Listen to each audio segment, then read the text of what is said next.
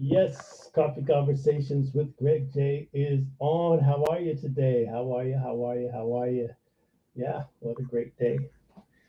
A few little minor technical problems around here, but that's all right. We're getting to it. The show must go on, as we say. Hey, yes, yes, yes. Coffee Conversations, where we have culturally relevant conversations about a variety of topics from a global perspective. And now, we're commemorating Black Music Month. It's June, right? Juneteenth is coming up, the day when slaves held in Texas finally received word that they were free, a full 2 years after the government proclaimed slavery to be abolished. And so, hey, we've got our minds on things of culture, things of art, things of history. Today, we've got one of our friends we met as we began to do the coffee conversations with Greg J, and historian, academic, intellectual, massive music collector, and really have a great conversation with us about uh, the history of African American music. It's just rich. There's so many chapters that you can chart from the slave ships all the way through now. And Bill Doggett is with us today. Let me grab him in here. And let's see. There he is. Good morning. No, there he is. I don't know. Let me see. As we said, we've been having a few little difficulties this morning, but it's going to be okay. Let's see if we can get in here. Yeah, there he is. All right, Bill, how are Hi, you this morning? good morning. Thank you Yeah, very much for having me. yes, Yes. yes. Once again, Bill Doggett, your work is always, always, always fascinating to me. And just share with the people. I mean, y'all, this guy has the first phonograph. Tell the people how you got into that level of music collection. Well, actually, I don't. Well, thank you. And I'm honored for that remark about the first phonograph. Actually, I don't have the first phonograph because those are actually Edison cylinder machines that are date from the 1890s. But I do have. I'm involved with the world of historic recording. That comes originally out of the fact that I am was the youngest child of two originally from North Philadelphia, music and culture lovers who were very much engaged in the early 30s, all around the admiration and the veneration, if you will, of Marian Anderson and Roland Hayes and Paul Robeson, where singers were using their voice and their artistry as a messenger for cultural pride.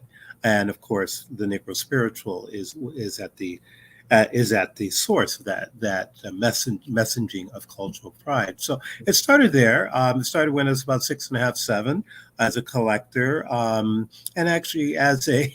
I always tell the story. People have said to me, "How on earth?" Well, when I was about 6, my parents were very, very active, hugely active in Los Angeles between 1954 and 64 in the early civil rights movement. And so they took a lot they subscribed to a lot of journals, periodicals. Of course, we had at that time the LA Times and the Herald Examiner. So I was given a task when we moved to our new house, which I guess, yeah, I'll just say it, in 1959. Mhm. Um, that every other Saturday I was to go into the master bedroom and take out this large container, almost like a laundry container of basically of ephemera and newspapers, and you just throw them out. And somehow by the time, because I had to, as a youngster, as a little kid, I mean little kid, be so engaged in tagging along with all these events that my parents were involved in, I got an idea that not everything should be thrown out. And so I would go down to the basement and I would actually separate things out. And so this can go, but this is important. So there's very much, and I speak to this quite a bit, there's very much this early sense of this early Arthur Schomburg sensibility about documenting Black culture and Black history.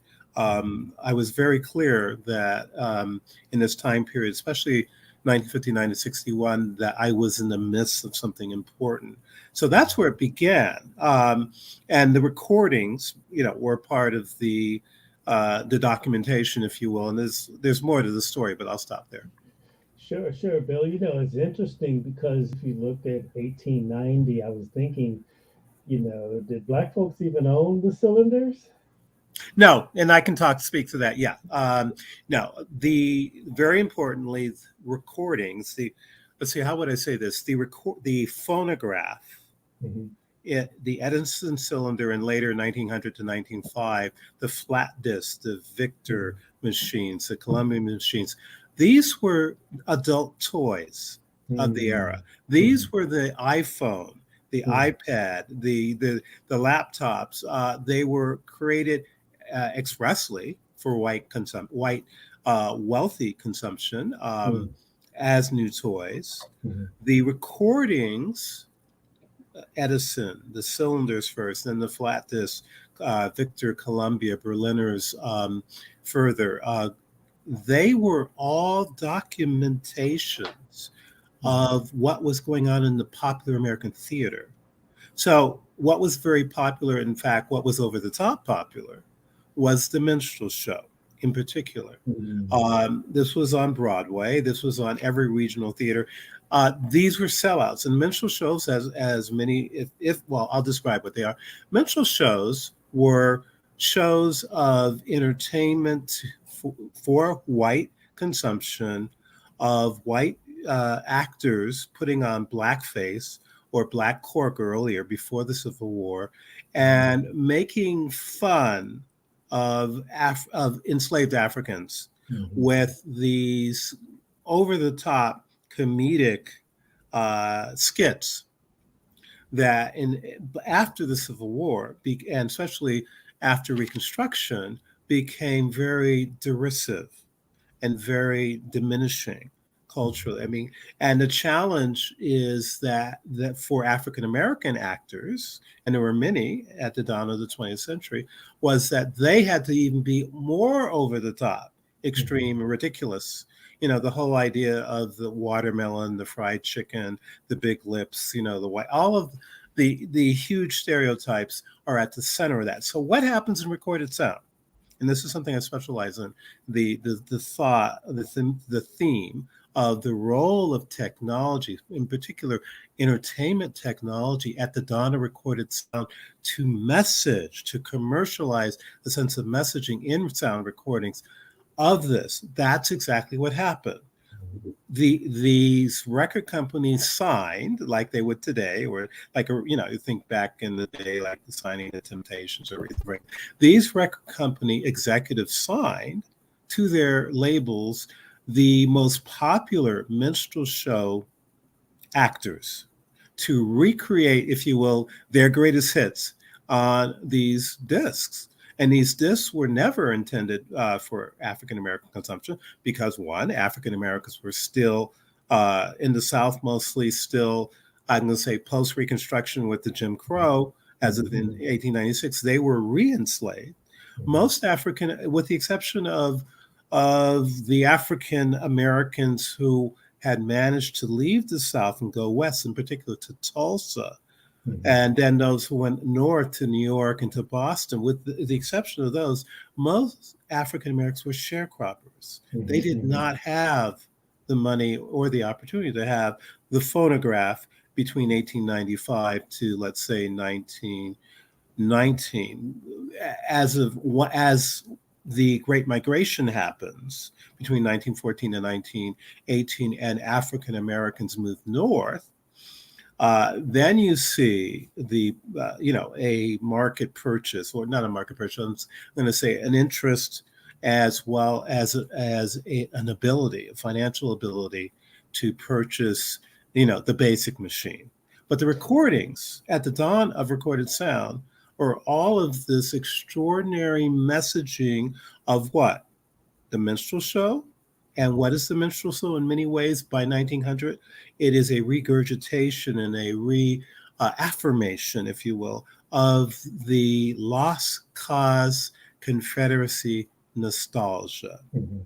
It is, if you will, before D.W. Griffith's 1915 Birth of a Nation, you have this extraordinary plethora of recordings that I'm fortunate to have, that are extraordinarily dark in terms of how we look at. But at that time, and this is a whole, yes, on an academic level, this is, I do, just for the listeners, I do multimedia residency lectures all across the country, and I've done, presented papers and conferences. So what's important here to know is that these two terms, historicism and presentism, the recordings at the time were simply a documentation of the prevailing idea of what Black was and what entertainment was. So I've put out in a rhetorical way to many, in many conferences, about were the record executives at Victor, Columbia, Jeanette, Berliner, were they just signing these artists to make records that were going to be popular among the white, their demographic, buying demographic, which was all white, or were they complicit in this commercialization and this documentation of messaging of Africans, Americans, or in this case, enslaved Africans, as as Zip Coons and as Jumping Jim Crows, as these caricatures. So that's a rhetorical question I put out there. But the bottom line, the most important thing, is that these recordings set in motion, or I should actually say reset in motion, the whole ideology and the iconography of pre-Civil War social and racial hierarchy. So there's a lot. I teach this. So no, it's good. It's good. I'm sitting here. I'm mesmerized. You've transformed my imagination back to those days of 1890, as you described, and I'm wondering, while those cylinders were coming out in the mainstream, right? The adult toys, as you described them, and this is the new technology, the new form of family entertainment, and they're capturing exactly right. They're capturing the minstrel show. What was the music of the people at that time? Like the folks that you said, they were sharecroppers largely, and they're making the Great Migration and all of that. It's a very critical time in Black American history, post Reconstruction, and now right smack in Jim Crow and whatnot. What were the folks listening to? They were not listening to any kind. First off, technology had not arrived for sharecroppers, essentially, for African Americans. Technology was non-existent, except for perhaps some of the Industrial Revolution, machinery that would help with the farm. And I should point something out that's interesting that we don't really talk about much. But there's this very interesting through line from West Africa, from the culture of Africans before the slave trade, as agricultural, as an agricultural culture, a culture and economy. I mean, that was what was going on. The rice fields in West Africa, not cotton, but rice and sugar and everything, the harvesting, this whole emphasis on that was in many ways at the center of the culture. And the idea of work songs, of African West African work songs and West African songs of sorrow and songs of celebration. All of that survived the Middle Passage and came to the colonies. But before the colonies is only part of the transatlantic slave trade. The majority of the destination for captured Africans was in Haiti, in Cuba, and Brazil. The Caribbean is huge, much larger. Now, in the colonies, Charleston I mean, there is writing about the fear and why the black codes came through once, Africans that were arrived in the colonies that were quite clear that they had been stolen and all this, this idea of purchasing and owning, the revolt or the rebellion, this idea of conscientious rebellion, which it was more slaves than white folks. I was going to get to that. There were more slaves than white folk, and these ideas of black code and the policing of slaves, which has a through line to today, to this over policing, is a result of these conscientious rebellions. First of Denmark Vesey, Nat Turner, forward. So it's very interesting. But where I wanted to go simply is that what they were listening to were basically there's continuation or continuity or through line, if you will, from West African culture that survived the Middle Passage to the colonies. They were creating their own music, work songs, slave songs, which became known as the Negro spiritual, and songs that had not yet been given a name that would become considered as blues or roots music. W.C. Handy, especially in the time period between 1910 and 1920, spent a lot of time in Mississippi listening to and understanding and then notating these oral traditions. Just as in 1863 to 1865, white abolitionists from the North came down to the South and encountered with purpose free blacks or escaping blacks. They were then called runaway slaves, to notate this music, this music that was sung on the plantation. And in 1867, this is a group, I don't have their names in front of me today, but they're a very famous and very landmark book was published in 1867 called Slave Songs of the United States. Wow. This was the formal notation of music that enslaved Africans had created, and music that had, was a form of uplift, emotional sustenance, if you will, for people who had gone through generations of trauma. So the songs, being spirituals, being work songs, being blues-oriented songs, not yet known as blues, this was the music that was endemic to the sharecropper experience. Records and the phonograph was forward because sharecroppers, and this is very important that the audience knows, sharecroppers were just 1 degree, maybe not 1 degree, maybe 6 degrees of separation, 10 degrees of separation from slavery. You were given or allowed or rented a plot of land or a certain acres, and you had to produce crops that then you had to sell to the person who owned the land. So it's very similar. Very similar. It's an extension of what was going on during Reconstruction in terms of this. There's a lot to speak on. I don't want to spend all the. I teach, and this is part of a class. So I hope that someone listening will say, "Hey, that Doggett guy, we should hire." Yeah, the thing of it is, I feel like I'm in class, and I'm soaking it up like a sponge over here. This is really good stuff. There is a lot to say, and I am grateful. Fast forward about the music and recordings. I'm grateful. I don't know. This is my 3rd year to apply, but this is the first year that I was invited to essentially be a finalist for the Grammy Museum's Preservation Assistant Grant, Nice. which will be announced sometime, I guess, in the next 3 weeks. I don't know if I'll get it, but the fact that this is the third year, and that I was finally invited to go to the next level is quite a sign. I have this That, archive that I'm speaking about, what we're talking about in my collection, that is the foundation for this conversation, mhm, mhm, is unique in the country.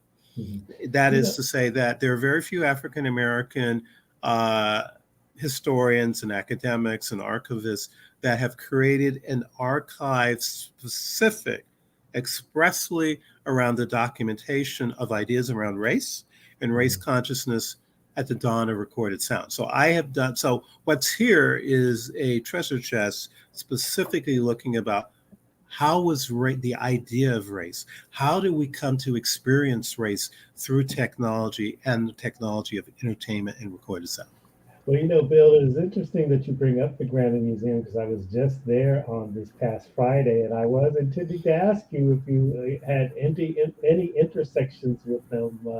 Because such a rich history. Of course, it's a little more recent history that's displayed in there, but definitely rich history indeed. And I just recognize that they are on the case to preserving history. And I'm so glad to hear that you are intersecting with them in that level. And I also wanted to relate when you were talking about the blues and you called it a through line, like back to Africa. I do know there was a documentary I was watching on one of my favorite West African artists, Fatoumata Diarra, who comes out of Mali. And so she's speaking to one of the very famous Diabatis. There's a whole clan of musicians in Mali. And the guy's got that little square, looks like a banjo that they have Yeah, in West Africa. And he says, "Ah, you Americans think you invented the blues, but the blues come from Mali." And that guy hit a lick that was just like the blues, man. And it was just like, oh, wow, you are right. absolutely right. Surviving the Middle Passage and into our consciousness now. Yeah, Wow. absolutely, absolutely. And so to that, and by extension, the first recordings Mhm. or critical record. I mean, there's one that begins that is more in the minstrel show corner, for lack of a better term, but Mhm. the essence of the recordings of Black music Mhm. by Black people or in at the dawn of recorded sound are the music of the experience in the colonies become the United States, the slave Mhm. song or the Mhm. Mhm. spiritual in particular. The first African American group to record African American music was Mhm. the Dinwiddie Colored Quartet for Victor Ah, Records in 1903. They cut about four different recordings. They're very hard to get. I am still trying to get one. I have the MP3s, but they are the first. And then wow. come what would I say? Then come very much celebrated in 1909, the Mhm. Fifth Jubilee Quartet. So the Yeah, Fifth Jubilee Singers, of course, that's a class in itself to talk about that's them. right. They're very significant after the Civil War in terms of the messaging of the Black cultural identity. Mhm. And there's a lot of drop down menus in that. But where I would say early recordings and studios did not have a massive amount of room. They were small. So instead of bringing the entire ensemble, they brought a quartet, which at Mhm. that time was all male. That's a whole nother for women who have issues with, what is it? There is a patriarchy also in the recorded sound industry at the dawn of recorded Mhm. sound. Men, mostly men, Mhm. recorded. So the Fifth Jubilee Quartet did a number of recordings in 1909, 1910, all of which I have, the originals of, for Victor Records, and were really celebrated. And they were followed also on Victor by the Tuskegee Mhm. ensemble, which was actually an octet, a group of eight, not a four. So there have been, but it is often the idea of authenticity about cultural value and about Black music and heritage has historically at the dawn of recorded sound been the Negro spiritual. And then forward into the mid 20s, you begin to see what's called race records, but specifically a focus on ministers, charismatic ministers who are doing sermons and sermons with singing, also looking at the critical spiritual base that helped African, enslaved Africans get over. I always reference this and connect the dots. The very famous gospel tune that's often associated with the civil rights movement by Mahalia Jackson, "How I Got Over." Mm-hmm. How I Got Over. It's the music, it's the slave songs, it's the work songs, it's the blues songs before they were known as blues. That's how we got over. Mm-hmm. We didn't have a phonograph. We didn't have the money for the phonograph record. And there's this dissonance when you think about it. Here you have the adult toy, technology's adult toy of 1900 is the phonograph and the phonograph record to play. Had the phonograph have something to play. So you have these recordings which concretize and commercially message this idea of minstrelsy and buffoonery as the idea, as when we're talking about race in technology. This is something really, really important. When we're talking about race and race consciousness and technology at the dawn of the 20th century, in recorded sound and silent film and in print media, it is all this pre-Civil War idea. But what's interesting is that when we go forward into, let's say, basically 1909 to after the Great Migration, African Americans who are having the opportunity to tell their stories and sing their songs, it has nothing to do with minstrelsy. It has everything to do with this historical cultural identification that is really faith based. The spirituals are about faith. The sermons and singing are about faith. It is the charismatic slave ministers, as in my case, I think his name is Jasper. I don't know, remember his first name, but Reverend Jaspers was a slave minister in Richmond, Virginia. My great grandmother, Abby Clark, was one of his first followers and one of the founders of his church, which was 6 Mount Zion Baptist Church in Richmond, Virginia. First, they met in a stable, a large stable that housed horses of the Confederacy Army, since Richmond was the center, the capital of the Confederacy. And then they raised money and were able to get further. My great grandmother, I'm the great grandson of Abby Clark. She was very active in this whole idea, what we're talking about, the importance of faith and religion and they built a new church, a nice building, and then that got rebuilt, etc. She was very active in this whole idea of faith and what would translate into recorded sound and recordings of this identification that we can't get over. We get over. How I got over is through songs and faith, and both are interconnected. Sure, Bill. Let's make a quick sidebar here. Molly Bell's checking in with us, so straight out of Compton. Hi, Molly. She's saying black codes and more slaves than white folks. We both said it at the same time. And she's asking, what is a degree? Is that in years or time? And that's from Molly Bell, straight out of Compton. Hi, Molly. Thank you for listening. Okay, just give them a quick definition of what you mean. Well, I think what I'm hearing from that is simply, yes, more black folk, meaning that the economy of the early colonies in the South was so based on agricultural product that by coincidence, West Africans already had an experience with. Like, so the agricultural societies of the West Coast of Africa, going to Charleston, and the Charleston economy was based on the free labor and the how would I say, enslaved Africans were able to produce.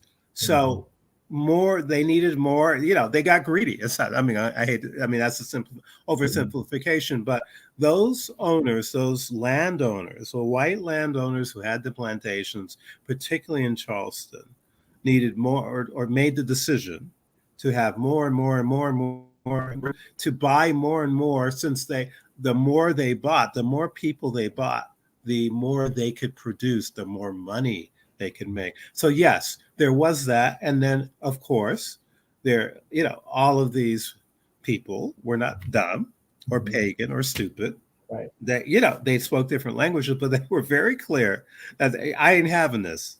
Right. I ain't having this. And that's when this idea of conscientious rebellion and of slave revolt really comes into fore in Charleston in the it's the period of I'm going to say 1800 to about 1840. And that's when the Black Codes and the overseer and the policing, the slave patrols, which has, of course, a through line to today. Because the police, that's where the over policing starts. Yeah. It was in the 1830s and 40s because of the slave revolts. All right, you mentioned, the Negro spiritual and the slave song and all of that. What were they listening to in the club? I know they had some little backwoods things. I remember when I was stationed in South Carolina, and when I was in the military, and you encounter the Gullah people, where those traditions are still very much entrenched in society, right? So you go into the club that's in the backwoods. What were the folks listening to in the club in those days? Well, in the clubs, we have to redefine something. You're talking about the clubs as in really 1920s and 30s. The clubs were of the 1890s to early 1900s were really personal, private, family, and church community gatherings. There was no going to the club. All of that. I mean, the whole southern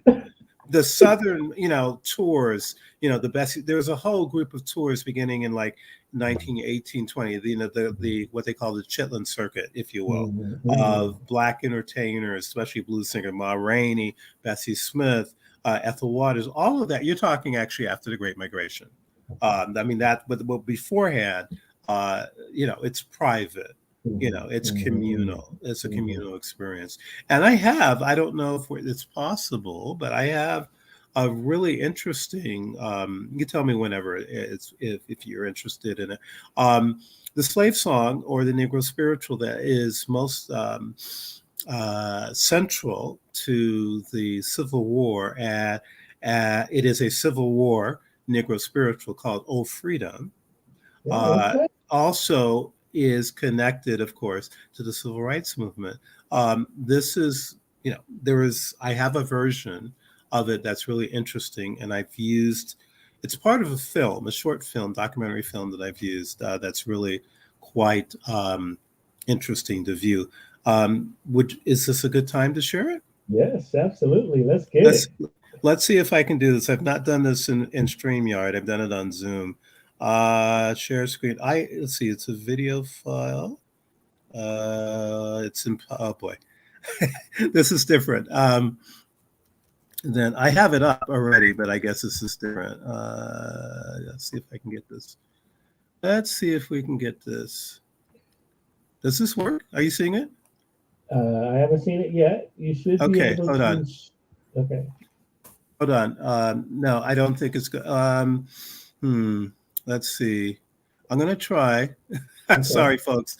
I'm used to Zoom. You can go to share, and you should. I'm trying to get this in. Okay. Hold on. Open. And let's see. Share. Okay. Hold on. This is new, folks, for me. Okay. Video file. I already have that. Okay. Share screen. All right. Let's see what happened. But I don't have the item isn't showing. Sorry. Let me go back out of here. As I said again, folks, this is the first time I'm in StreamYard. I have a video file open. I see something coming in right now. But I'm going to do it again. I'll do it again. And if it doesn't work, we'll go on to something else. Okay. because you can do it on your end as well. I just could Yes. not share this. I see it. It's there. It's I'm there. opening my I'm opening my file, Yeah. but it's just not. Oh, there it is. Okay. Yes. Oh, okay. Is this now? Okay, good. Yes.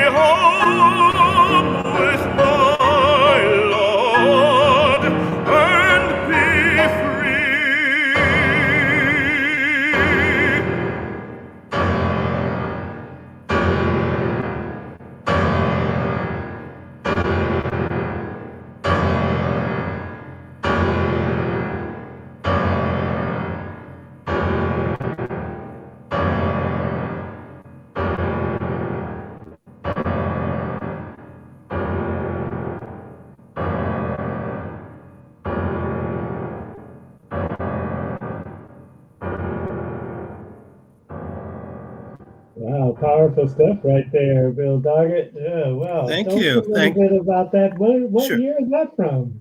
Well, that is a film that I have been working on. Let me yes, it's a film of mine. Mhm. It was originally done with the intention for as a short, as a film festival short, which Mhm. is actually this is only part of it. So that is actually going to happen. I This is a film I began in 2012, recreated in 2015 Mhm. to commemorate the 150th anniversary of the 13th Amendment, which ended slavery. There's been a lot of talk about the 13th Amendment, of course. Ava DuVernay did that wonderful documentary on Netflix, etc. But was specifically done as a film festival short. Mhm. At the time, there were some issues around mechanical licenses, but that's going to be worked out. And so this is what we listened to was the a modern setting of Oh Freedom, the Civil War Negro spiritual, um, done or composed a new setting by the Afro Nigerian composer Sean Opebolo. And Sean Mhm. and I have worked together, and this I have no issues. We worked on the mechanical licenses for the use of that. This is section has is the section that closes this documentary, and so it's very powerful. The all of the imagery of the historical newspapers are from my archive. In addition to early sound recordings, I have what's called a museum. In other words, a museum of newspapers. I have a lot of really significant material from the abolition period, so Mhm. abolitionist newspapers, which you saw the really hard to find now anti-slavery standards that are pre-Civil War. Mhm. You're able to locate them from the 1870s, but the ones before from the 1850s, 1840s, 30s, like Frederick Douglass's The North Star, are impossible to find. So what I did was to use these as a demonstration of the African American presence in this journey to freedom from Emancipation Proclamation through the end of the Civil War. And of course, there are through lines that go through Reconstruction. With the first African American congressman being Mhm. elected during, et cetera, so forth. But the important piece is that the music is O Freedom in a Setting by Shauna Pebolo. This is a short, this is part of a short documentary film idealized for Film Festival Shorts, hopefully the Pan African Film Festival by 2024. Or something like that. And the other piece is that I'm grateful, and I need to find another cinematographer, by the way. So if Okay. anyone's out there listening, the cinematographer that did this is unfortunately unavailable to do the which I will be working on later this year. So if there's anyone out there that has this idea for filmic motion, etc., what you saw there, I would love. I would love to hear from you. So Okay. that's what this is about. It's really impactful. I should share as Mhm. well. In 2015, it had its internet debut in Mhm. September on the website of the International Center for American Music. I Mhm. happen to be on their advisory board, and it's still there online because of the issues around what would I call because of YouTube's over what do you call what's the word I want to call this micromanaging and these Yes. copyright it was not possible to do on YouTube. So, but it will be. I ever since the first version was showcased in an event I did when I was living in San Francisco, and it was showcased connect with the San Francisco Public Library and the Mhm. SF Jazz Museum. Everyone has said to me, Mhm. "You need to submit this for film festival."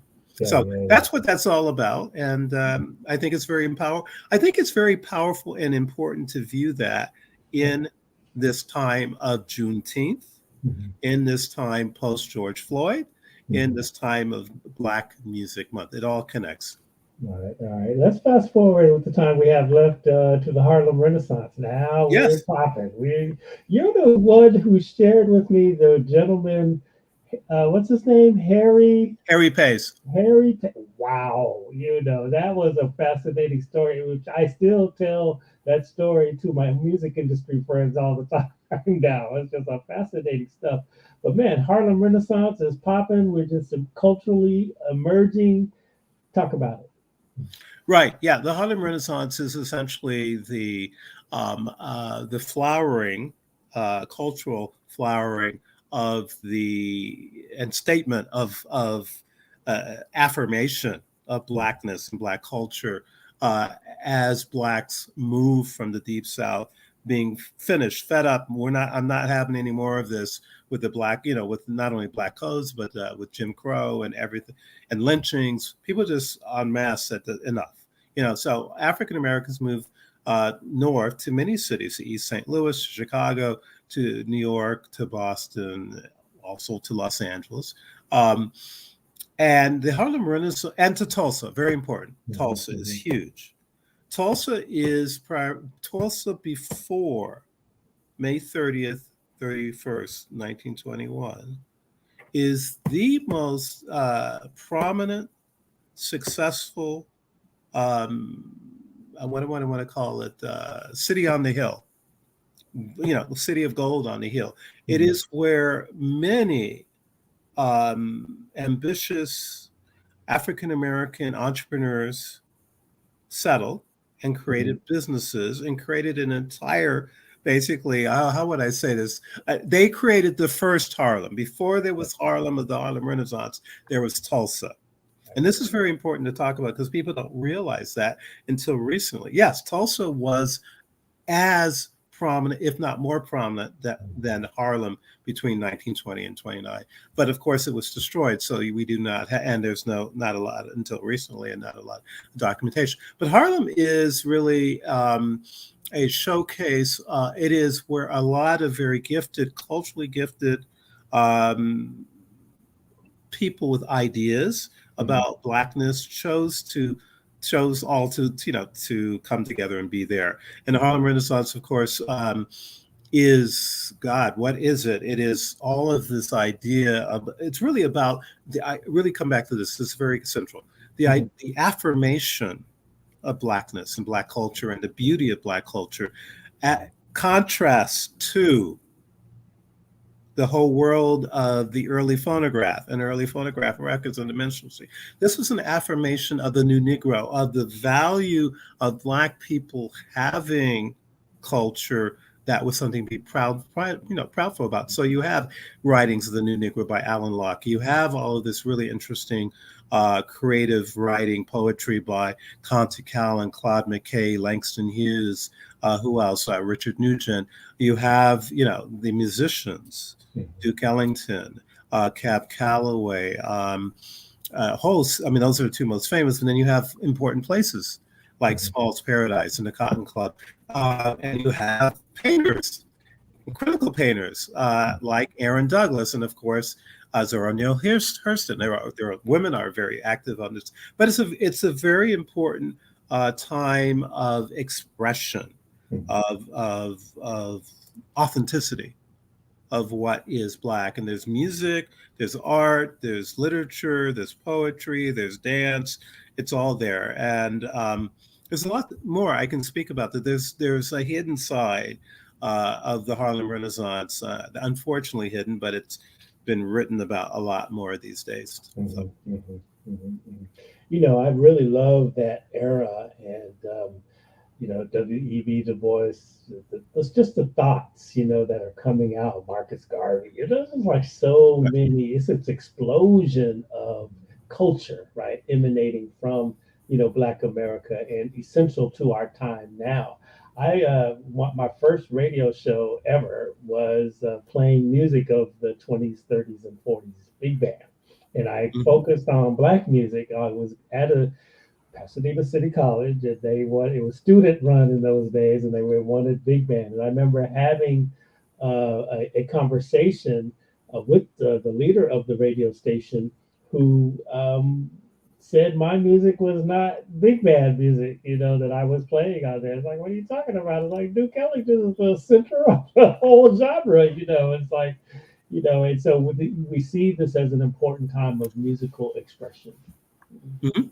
Yes, it is very much so. I actually have another piece in the PowerPoint, or another thing I could briefly share, but I don't know if we have time. Yeah, But let's go. Let's but go. That's good. uh, let's see if I can do this.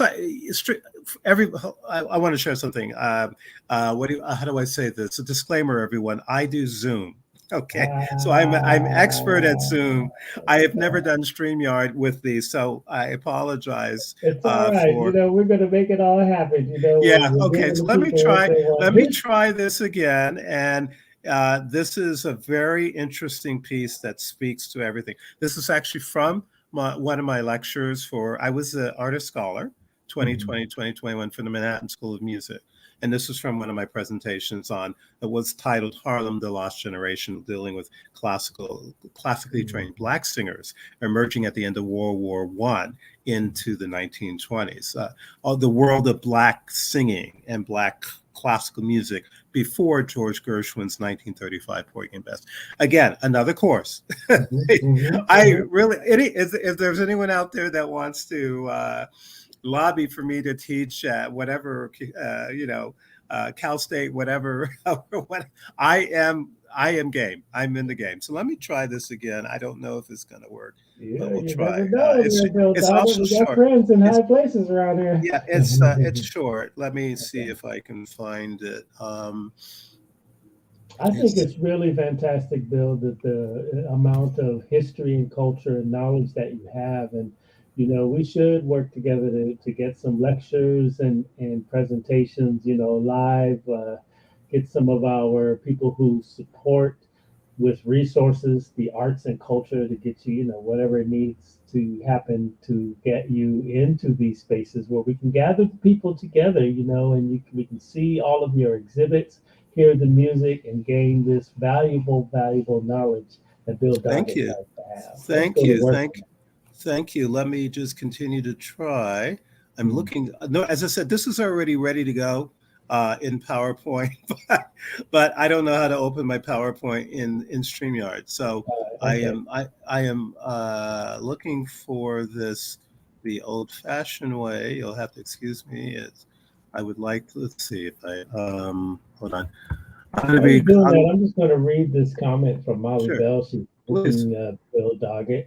So glad that I came across Coffee Conversations with Greg J today, and now June is Black Music Month, and now we went back in time to the true beginning of various forms of our music. Hallelujah! Thank you.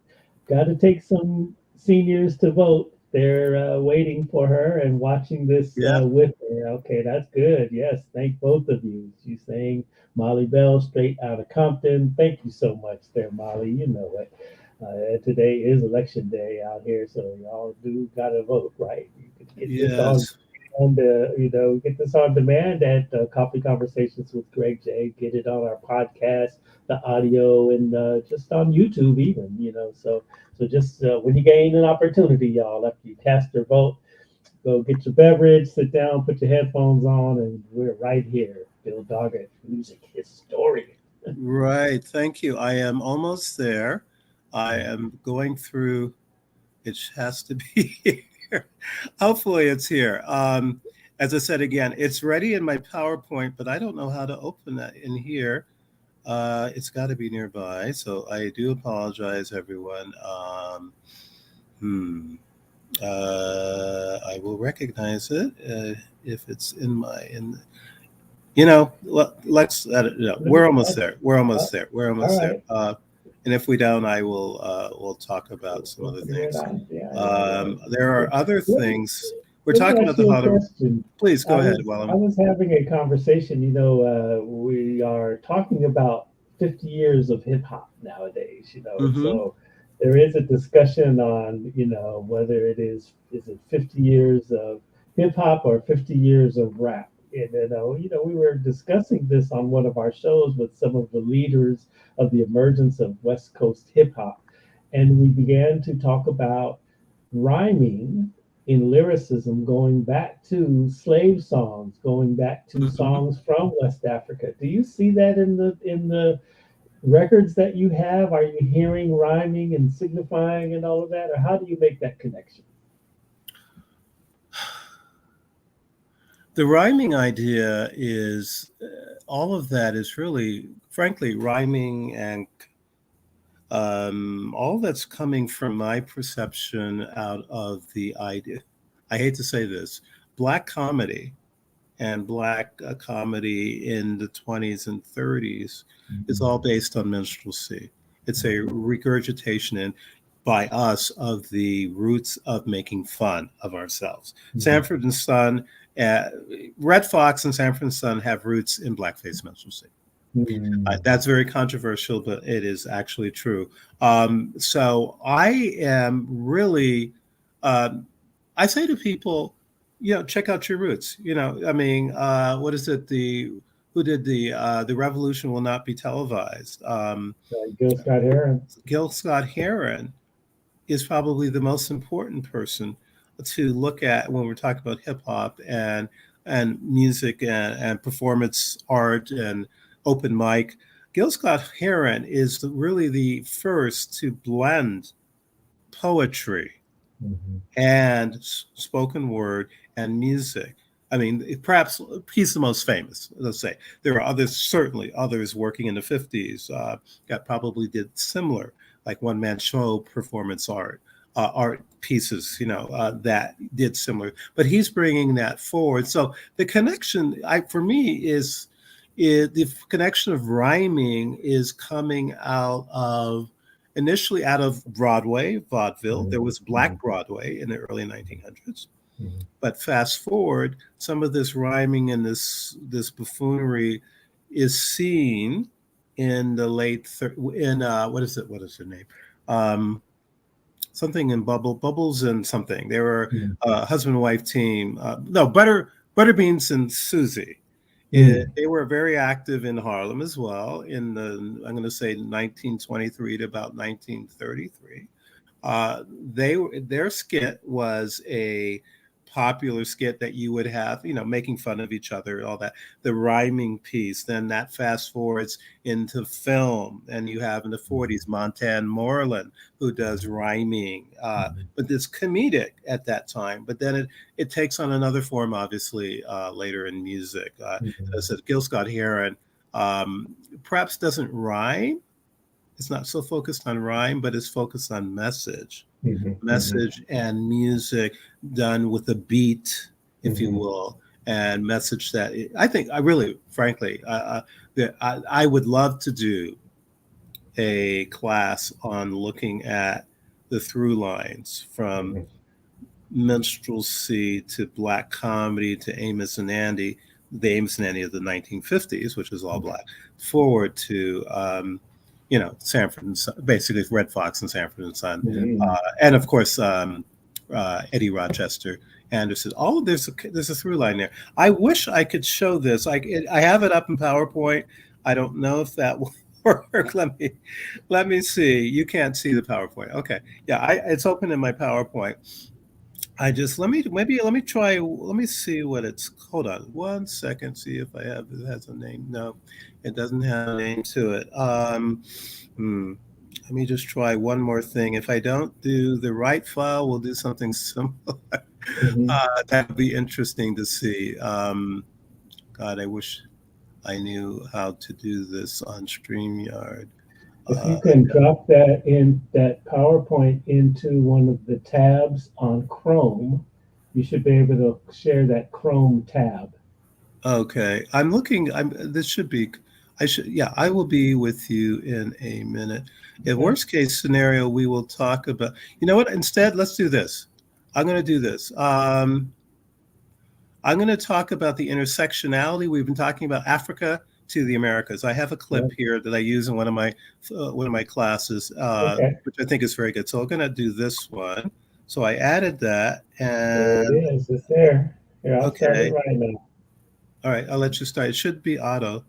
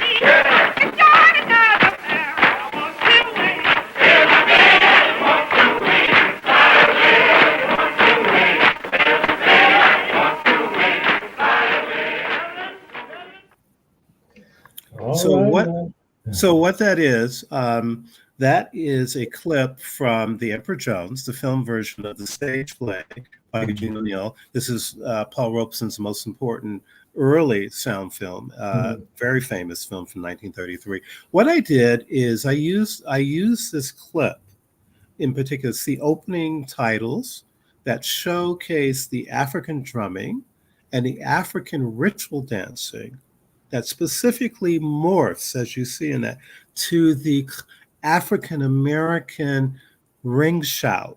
The ring shout is this idea of dance that is done in the ring, that is related to it's very much active in the Gullah culture, but it is a West African tradition that also has an idea, I believe, of how would I say, of evoking the ancestor and ancestral. Is this a spirit, kind of a spirit dance? And so, as you heard in that film, one of the women fell out. So the idea of speaking in tongues and all that, that's coming out of West Africa. So the through line is very interesting. And again, thematically, looking from where we've been talking, the idea of how I got over, how did we get over as a people? We got over through music, through communal music in West Africa, that was not lost during the transatlantic slave trade, but was morphed and became something either consistent, like in Brazil, I think it's Cantabile is the religion, the Afro-Brazilian religion, the music and culture in Bahia, Brazil, is almost identical to what you would find in Senegal or Cote d'Ivoire, very much the same. And so you see different permeations of which essentially is a West African cultural identity that survived and that morphed into different variations, this kind of variations on a thing. Because the Negro spiritual, which is the foundation of so much. I mean, if you grew up in church, as I did, I'm a son of a minister, in the 50s, 60s, 70s,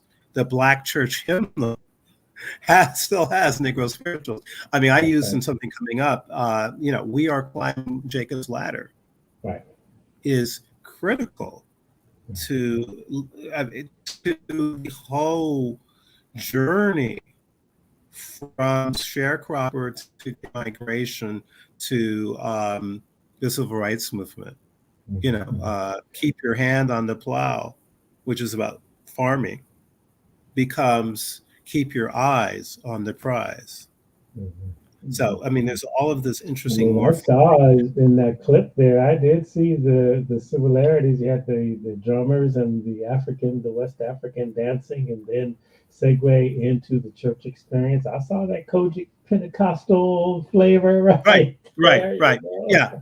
And that is the experience of Africans, of freed slaves, in the Deep South, before the Great Migration in 1918, 1914 to 1918.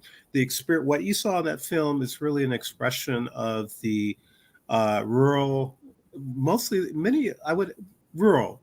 Southern church pre-1920 that continued into the 20s and 30s. Perhaps by the late 30s, that kind of experience changed. But that kind of experience was present in many churches in the North, in Philadelphia. My mother talked about this. I have this continuity of history here. My grandmother, who was, the daughter, my grandmother spoke about this. My mother talked about this. They were members of the First African Baptist in North Philadelphia. And this is in the 19 teens and 20s. So anyway, there's a lot. There's a ton more to share. But I can go on and on, but I know the stop. So I'm ceding to you.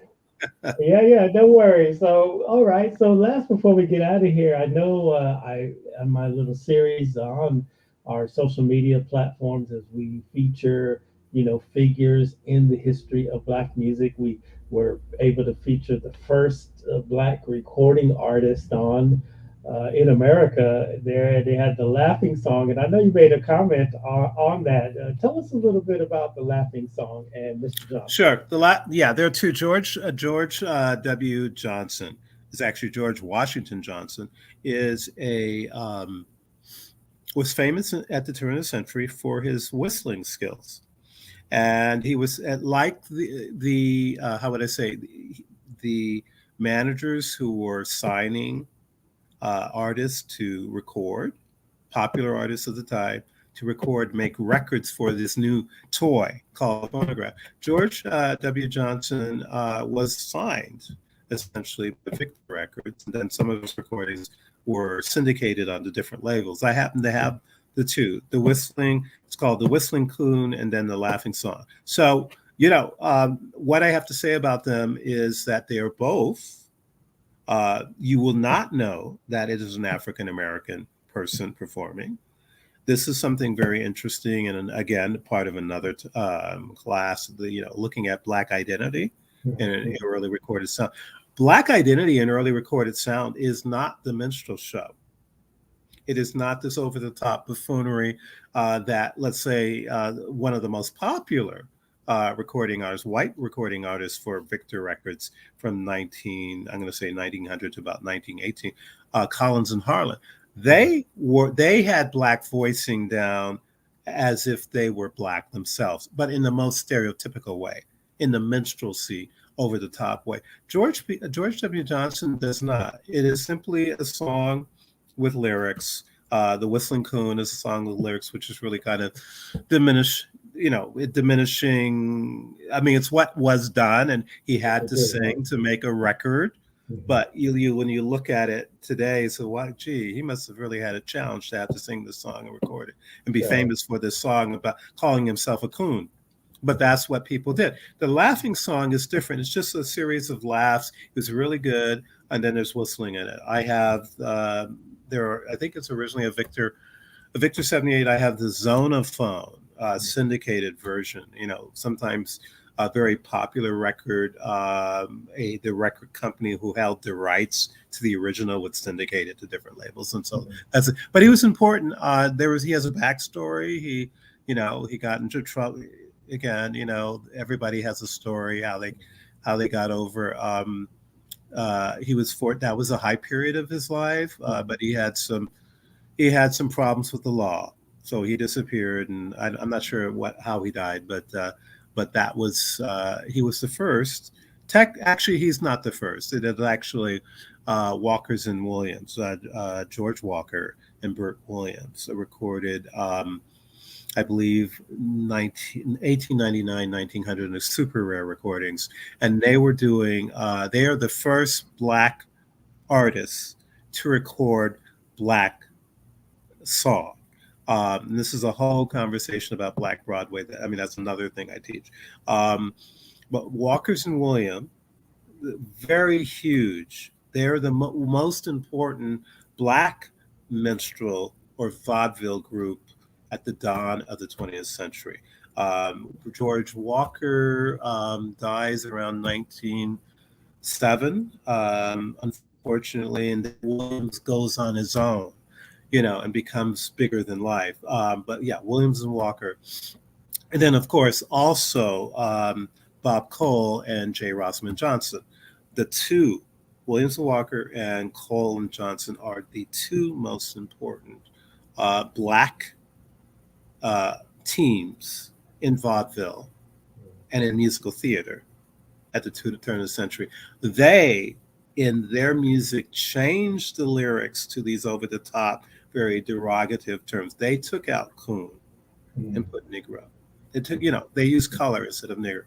So anyway, there's a lot to say, as you can tell, and there's a lot more music that I would have loved to share, but we got some good stuff in. Yeah, we got some good stuff, and I really, really appreciate it. It's a fascinating discussion. Oh, gee, man. Just taking me back. I'm sitting here, I'm looking at my screen, looking at my camera, but my mind is out on those fields, listening to the music, the films that you've shown already.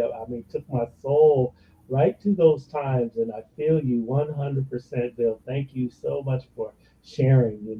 Where can we get a hold of you, Bill Doggett? Sure, sure. Let me give out my email address since I think I don't have to worry about spamming here. It's B Doggett, my last name, Doggett 55 at Gmail. Again, B Doggett as the last name on the screen, 55 at Gmail. I have a website. It's Bill Doggett Productions. That's with an S, productions with an S.com. Again, actually, yeah, it's HTTPS, // but you can just Google Bill Doggett Productions with an S.com and that should come up. But that's where you find me. I'm in California. I want to finish and say anyone in the audience who's enjoyed this, you should have me come to your organization, or certainly I am very interested in doing any multimedia presentations or residency, or even the opportunity. Actually, frankly, I should be teaching at USC as an educator. Frankly, and there's a reason why I'm not. Well, I'll just say it. You don't have to be a PhD to do what I've just done. Mm-hmm. I've had a lot of people tell me across the country, my God, I actually have done residency for doctoral students. Mm-hmm. So even though I don't have my PhD, there is value to what I do. So I am hoping to break through because everything that I think I've talked about, people told me, God, you've already done your thesis, your doctoral thesis. You've already got the elements of it. So it's interesting that when we begin to talk about Black culture, Black art, and the history in America, there was a time where our history was oral, right? I mean, I know that we would hear stories that you go down to Texas, my family, my uncles and all that, that's how you found out about history that was happening, back in the day. Now we have technology. Now we have academics like yourself who've done the work that is required, researching and acquiring and doing it. You remind me, you're musical, but I have some friends, Sharon and David McLucas, who are here in Long Beach where we originate, and they have an exhibit called Forgotten Images. It yes, must be one of I know the them. largest right. collections like ever. They're every summer they get in their car, they're traveling across the country, and they're finding all of these relics. Now, is this the same way that you would go about getting the stuff that you have? First off, I've met them. I've met the husband. I am not doing a full museum idea, and I'm not going. No, I do not go across the country. I have been fortunate to build this archive all in California. And a lot of it has come from Northern California in particular. I'm very focused that the Forgotten Images is a vast collection focusing on all aspects of African American legacy. So, from slavery chains and stuff from the slave ships to slave auction papers to if they're doing jazz. In fact, I ran into him recently, or maybe about 5 or 6 months ago. He got a trombone for an exhibit that he's doing on early jazz. I don't do that kind of setup. I'm grateful that they're able to do that. Many collectors do that. I unfortunately have not had the opportunity to do that. I can imagine all of the gems. I will tell you one thing. That's what makes me distinctive. Maybe that's why the Grammy Museum said yes to me finally, at least to this part of it. White people have been doing this for decades, traveling across countries, specifically white record collectors, going into the Deep South, in particular the Mississippi, to get all of these records for these 78 RPM records done by Black men mostly in the 20s and early 30s that are super rare, and then trading it between each other like a slave auction, if you will. It's a whole conversation. I am one of two known African-American academics and archivists in the nationwide nonprofit called the Association for Recorded Sound Collections. Wow. I've been active with them since 2014. This is a state of disbelief for me about the fetishizing of Black voicing and Black music and the sense of ownership and intentional ownership and pride in ownership of Black creative value, but not having any interest in current day, present day, a Black man sitting in front of a liquor store or a Black man at your restaurant. There's no connection, which is extraordinary. I find, you know, I just it just boggles the mind, and I'll leave Wow. it there. I stopped commenting in public forums about this. It was brought up at the in episode 5 of The Vanishing of Harry Pace, when I did mention this extraordinary fetishizing of Black recorded history as the holy grail for white record collectors. To have anything Black, especially Charlie Patton, who's a very important early blues singer, and Robert Johnson. Oh my God, that's the holy grail for all the white collectors. They would go across country down into the Mississippi Delta and try to talk to, go into Black neighborhood. Do you have any old records? I'm buying old records. They'll befriend someone and someone they don't know. They have this stuff in the basement. There was their aunt or their uncle. They're clues.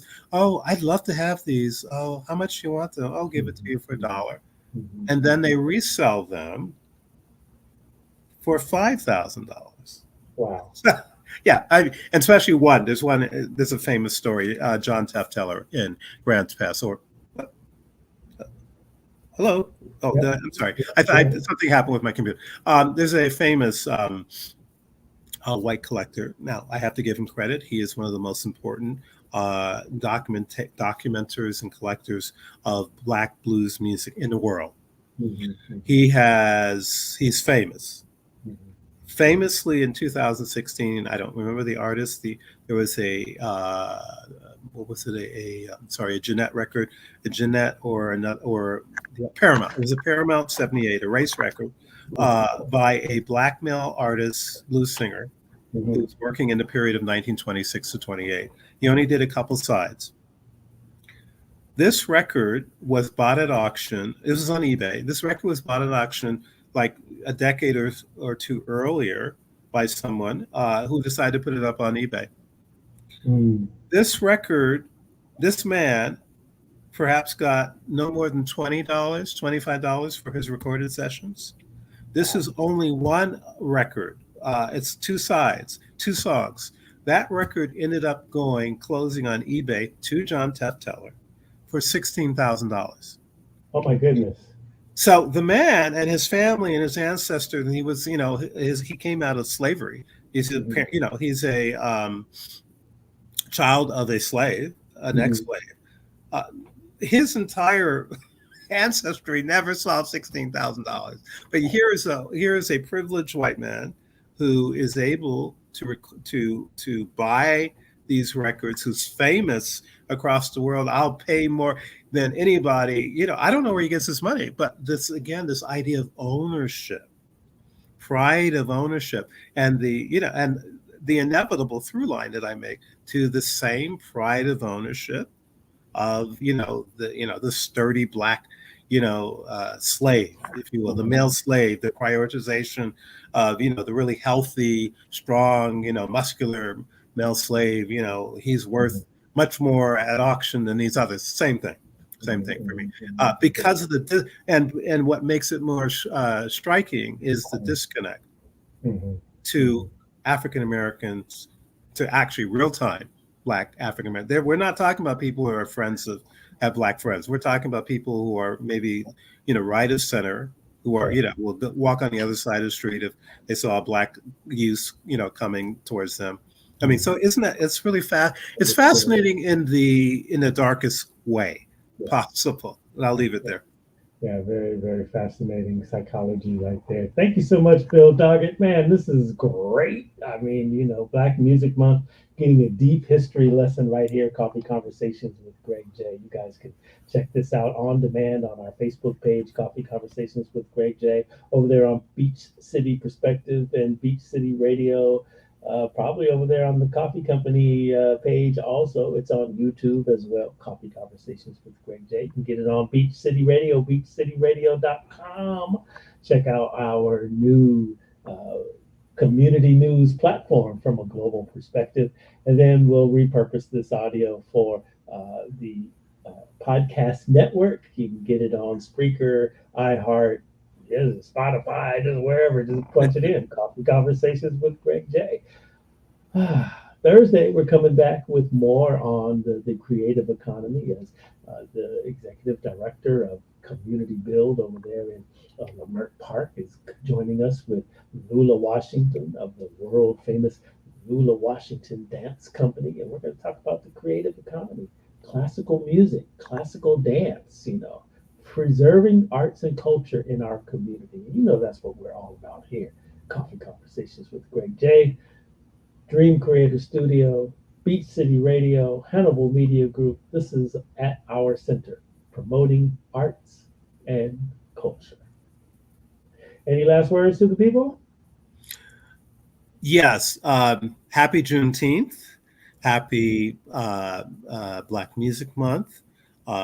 If you are able to find and to preserve our history, do so.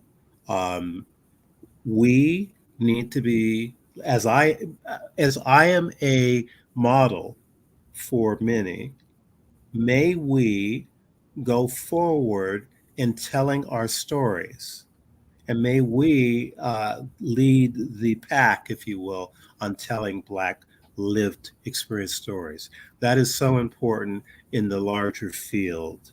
I cannot say enough about that. So I am grateful to be in this position. I am grateful even more so since a teenager of knowing about Arthur Schomburg, the Black Puerto Rican librarian and archivist who famously created a documentation of Black value through artifacts in the early teens and 20s. And of course, his collection is the centerpiece of the Schomburg Center for Research on Black Culture in part of New York City Public Library. I have met his grandson, Dean Schomburg, who says, you and my grandfather share a lot in common, but it is up to us, individual African Americans, friends of African Americans, individually and collectively, to document this history and to share this history. That is what I am all about, and that is my final word. I love it. There it is, Bill Doggett. My final words are get out there and vote, y'all, if you're in California. Wherever you are, get out there and vote. And then last word I have is love one another. Wonderful. Wonderful. All right.